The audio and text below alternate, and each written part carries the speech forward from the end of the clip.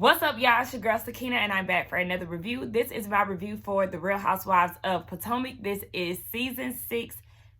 Ain't this season 6?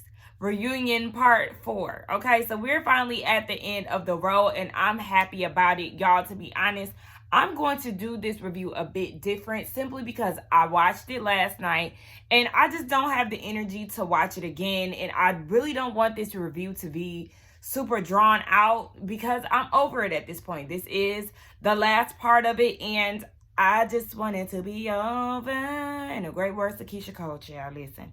So I did tweet certain things that I watched, certain parts of the review. So I'm really just going to see what I said on Twitter and then react off of some people's comments on Twitter as well, simply because I really do not want to go through it again. So let's go ahead and see what I had said. We know that Nicki Minaj is hosting this last part, and she's coming with the questions. So she did open up asking Ashley how she went down to Williamsburg with her breast milk because she didn't have a storyline. Did y'all peep how Ashley got a little defensive? So you're saying my children are in the storyline? No, it's giving recycled material because you had this same storyline last season and you pulling the same stunt again. We're tired of seeing it. We do not care. To be honest, you never really had a mix-up of a storyline outside of Michael cheating and you wanting a baby. That has been your storyline since the beginning of this franchise, and we're tired of seeing it, which is why we want you either demoted or removed completely. So, Ashley, you can get defensive all you want, but Nicki Minaj hit the nail on the head when it came down to you not having a storyline and you deciding to ride Giselle's no storyline, having coattails to gang up on Wendy or to deliver the news to Wendy. So, girl, okay, you can stop playing with us when it comes down to that. Nicki Minaj. Now, I'm going to have to get into your ass for sitting here lying, talking about you see a lot of sexual chemistry between Robin and Juan. And this is a serious question. Where? I would have liked for her to give us an example. Did y'all notice? Bravo was quick to do a flashback. They couldn't even give us a flashback of that example because it does not exist. Juan was way more affectionate with Michael down at the wedding renewal, vow renewal. He rolled Robin's arm up down at the damn warehouse. Where is the affection? He was calling her lazy all season and unattractive. So where was this affection? Where was this chemistry? Where was this sexual energy? Literally did not give any display of that. I don't know if she was doing that because she secretly likes Robin and she wanted to give her some type of niceness. But girl, why are you sitting here playing in our faces? Because what? And then Robin talking about, oh yeah, it is sexy. He's finding it sexy that I'm doing my own thing. What own thing were you doing this season? What are you talking about? You declined 3 retail offers for your business. You have not been fully stocked this entire season of 20-something episodes. I'm just trying to figure out where is this at? Where is this sexiness at, Robin, that you're talking about Juan has for you? Ooh, girl, but he was calling you unattractive the whole season. Literally make it make sense, because at this point, y'all really playing with me. Candace, you was getting on my motherfucking nerves. All this chiming in, trying to defend Ashley, trying to defend Robin, trying to defend, I think she defended Giselle at one point too. Like, what? You're getting on my nerves. You shut the hell up. It's like, do you want Nicki Minaj to get on your ass? Because you constantly chiming in. You pulling a Robin. That's what you doing. Robin always trying to cape for Giselle, and then she end up getting a few bullets to the chest too. And I'm feeling like, okay, do you want your moment of reads? Do you want your moment of questioning? Candy girl, in the words of Nicki Minaj, your time is coming. Chill. I'm trying to give it to them. We gonna come back around to you in a minute. And she definitely did that. Like, Candace, shut the fuck up. They would not have the same energy for you. And you're getting on my goddamn nerves. Ooh. But they started talking about Juan and Michael. And she was asking, does the women think that Michael or Juan is attracted to, They was asking if Michael is attracted to Juan. Robin thinks so. And I was with Nikki. Why are you laughing? Like, this is not funny. What straight black man do you know heard a man say that he wants to suck his dick and he's still friendly with him? Huh? Nikki really had a problem with it, but she tried to switch it around and made it seem like, I admire him for that. No, you have a problem with it just as much as we do, because it is looking like, what's going on here? Yeah, because if you are straight, then you wouldn't want to hang around somebody who is saying that they will suck your dick and then just going on rants about how into you or how good of a person you are. Like, what's going on here? And then Nikki called it right when she said, does Juan have other gay friends? Did y'all see? Ashley kind of got a little mad talking about Michael isn't gay. Bitch, please. Yes, the fuck he is. And he is. Okay, he is fluid. And let me tell y'all, there is nothing wrong with that. I just want people to live in their truths, okay? So when it comes down to Juan and Michael, I'm going to need y'all to be honest about what y'all got going on. So then they had a conversation about if your husbands didn't have X amount of money in the bank account, would you be with him today? And this is a valid question because, yes, would you be with him? Now, we know that Karen, Ashley, and Mia both have older husbands. And listening to them use excuses on why they would be with their husbands, y'all lying. The money is what drove y'all to these men. Y'all had to get it how y'all lived. Y'all had to get it out the mud, literally, because y'all was not living. Well, what's her name? The Grand Dame. You was living in a country-ass town that just now got Wi-Fi. Girl, you was trying to get off that damn farm. Ashley, you was bartending. Your mama was living in a tent at some point. Girl, you was trying to get a stable home with some coin. Mia, you was trying to get out the strip club. Y'all lying, talking about, oh, yeah, it's the personality. It was just the smarts. It was the coin. That's what it was. And you don't have to go into further detail. We already know, like, these lies that y'all trying to tell, we ain't buying it. And then, let me see. Hold on. Well, actually, I know that they did get into the topic of Giselle and Jamal. We do not care, honey. She said that she helped him get the church up from the ground. Okay. Yeah, I really don't even care too much to get into the whole Giselle and Jamal thing because we don't give a damn. They got into Wendy. Eddie following big booty models on social media, and they showed the screenshots of how his numbers of followers had changed or who he was following changed. And Wendy, sis, he was following big booty freaks. Just come to grips with that. You trying to act as if he wasn't. Yes, he was. Okay, the people already do their investigative work. They already know who he was following, sis. And it's okay. I don't understand why Eddie felt the need to unfollow them because IG models is just a part of Instagram. So it's just like, okay. Wendy is very controlling. Now, if y'all go back to my earlier reviews, I was very annoyed at how Wendy was trying to control Eddie and the way that they were playing the couples game. It definitely gave insight on how their relationship is. It gave more insight as well throughout this reunion, how she did not allow him to speak and how she was speaking for him. Remember last episode for the reunion, he said that he didn't like the fact that Giselle said what she said and she had no consideration for him and his children. And then Wendy chimed in and said something like it wasn't any consideration for her or something like that. And it was like, no, that's not what he said. He just said for him and his kids. He didn't even include you in that. She's constantly always speaking for him. And it definitely is off-putting. Like, girl, let that man speak. He's well-educated. He's an attorney. I know he know how to use that mouth in more than one way.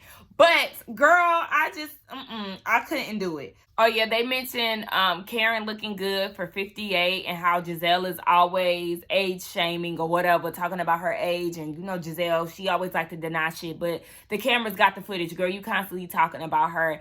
And Robin said that she looks different from season 1. And she definitely does. She looked a whole lot older in the beginning. So I agree with Robin when she said that because Karen looked a hot witchy mess when it came down to the first couple of seasons, but she's the one who actually got it right out of all the girls. Karen is definitely most improved. She done got her a hairstylist. She got her a stylist. She looks great. She said that she gets eye injections or whatever, I guess, to get the bags out or whatever. She looks the fuck good, and shout out to her for that, because Karen pulled off what Giselle could never pull off, and let's just be honest about it. So Nikki did ask Robin about the whole "are we mad at Giselle" thing.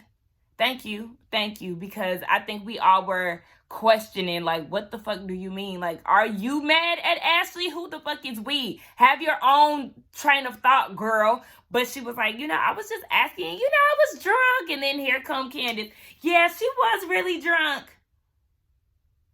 Shut the hell up. They not gonna have your back as much as you keep having theirs. I'm sick of this shit. And I can't. Now, did y'all see when Nikki dismissed her because she kept chiming in? She said, "Go project in the back." I said, "You keep opening that mouth. You're asking for Nikki to say something to you." I said, "Ooh, Candy girl, listen. You're going to learn how to shut that damn mouth up." Now, during one of the breaks, and I'm all over the place and out of order, child. One of the breaks, Wendy looked at the cards, and I didn't like that, because it further proved Mia's point of Wendy being controlling. Why couldn't you just deal with what was going to come to you unexpectedly? You looking at the cards was definitely too much. Like, girl, just roll with the punches instead of trying to look at the... No, ma'am. Stay within the arms of the seat that you're in, Miss Wendy, okay? That did rub me the wrong way. But let's go ahead and get into Candace, right? So Nikki wanted to test her vocal abilities, and Candace acted as if she did not want to do so, because she said that she used a lot of... Nikki said that she used a lot of auto-tune when it came down to Drive Back. I honestly can't say that I heard auto-tune on Drive Back. I didn't hear that, so I'm not sure where Nikki was going with that, but obviously she wanted her to, perform. Now, she did say, Nikki said, what would be your selling point as far as, I have my own label, so what would be the pitch for you? And she said her vocal ability. And I said,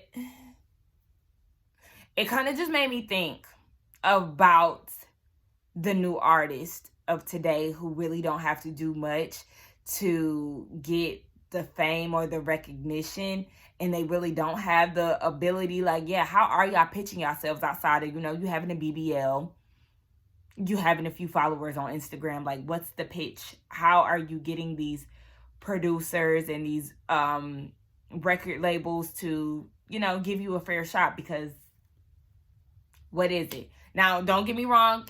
Candace does have a nice little voice for, the cafeteria at school or whatever, when you're singing around a group of friends. They be like, "Oh my God, you sound good." I'm not trying to shit on Candace. As y'all know, I do like Candace a lot. But anybody could get it on my channel. I don't give a damn. So Nikki is like, okay, well, you talking about you can sing. Give us a little something special because you used a lot of auto-tune. And she didn't really want to. She wanted to sing a gospel song. No, girl, you're supposed to be selling deep space, your music, not gospel. Sing your song. And I understand why she didn't want to sing or why she would be hesitant. But with you trying to get your name out there and, you trying to sell your records, go ahead and do a little something. So she finally did do something. I think she sounds good. We know that she is not, a Mariah Carey, a Beyonce. She's not like that. She gives more of a, I actually think she sounded a little better than Sierra. Listen, but she's around the same realm of Sierra. We're going to say that. So, Ashanti as well. Y'all know I love me some Ashanti. That's my girl. But the vocal ability is not up there. Speaking of her, I did see the Soul Train Awards last night. It was really good. I loved her performance. I loved Maxwell's performance. Baby, when I tell you my mom is obsessed with that man, And she was crying. Well, shoot, I shed a little tear when they started talking about Ashanti because it just brought me back to my childhood.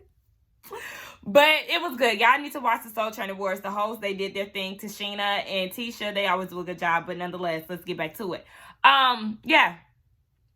She sung, and Chris, when it came down to their break, he didn't like that. And Andy did come up to Candace and was like, that was really hard to watch. You did a really good job. And I am happy that Candace did it because Nikki was a bit hard on her. I'm not going to lie. It did kind of make me feel a little uncomfortable. But that's why I felt like she should have just shut up and ate her damn food and mind her business while Nikki was trying to get into your other castmates. You wanted to chime in, and then she put your ass in the hot seat with a quickness. Did you see anybody else trying to back you up? While Nikki was trying to force you to sing? I didn't see that either. So yeah, I just didn't like that.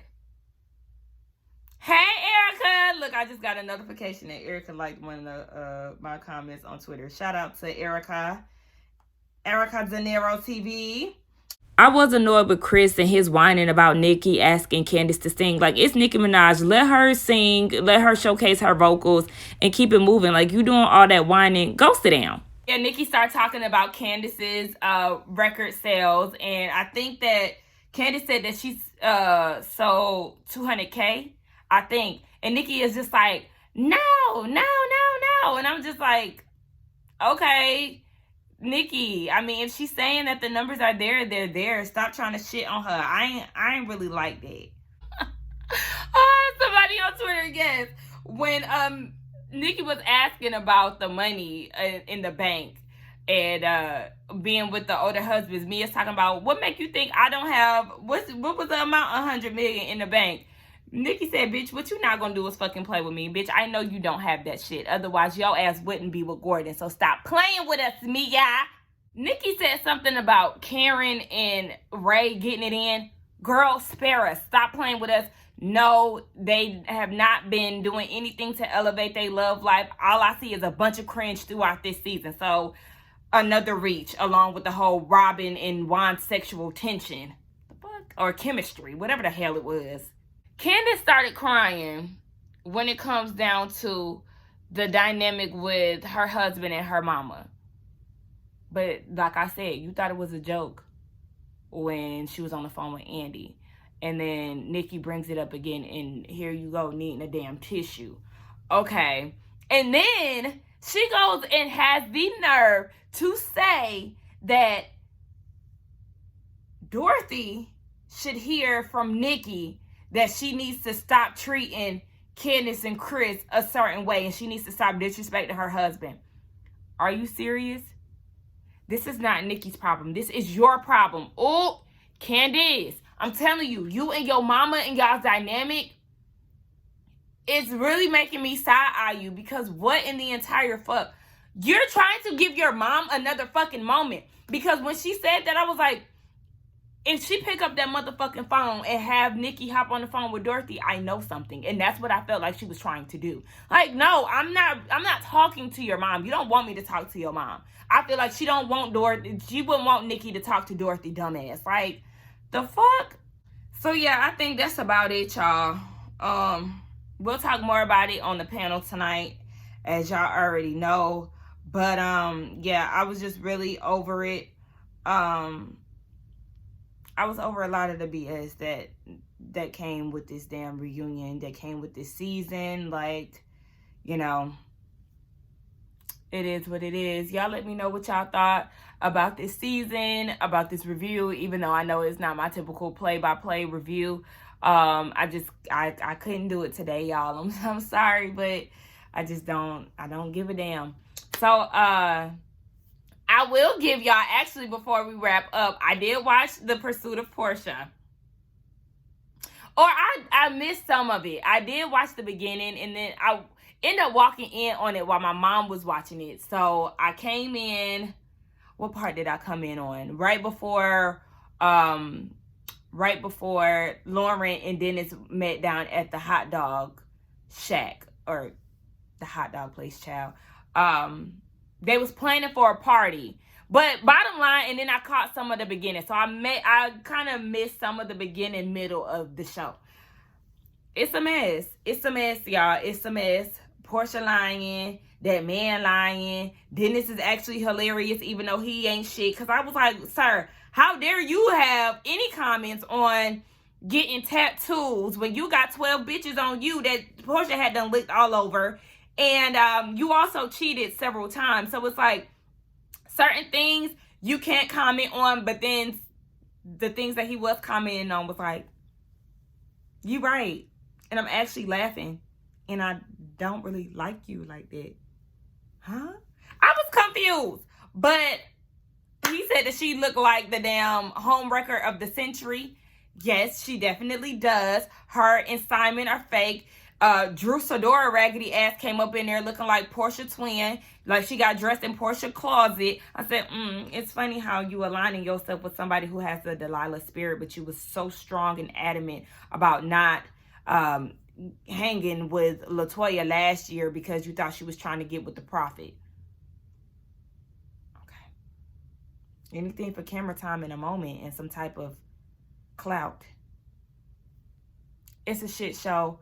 Yeah, I seen her on Watch What Happens Live. Some of the questions that Andy was asking, she could not give answers for. When I tell you she was dancing around the questions, I said, girl, what?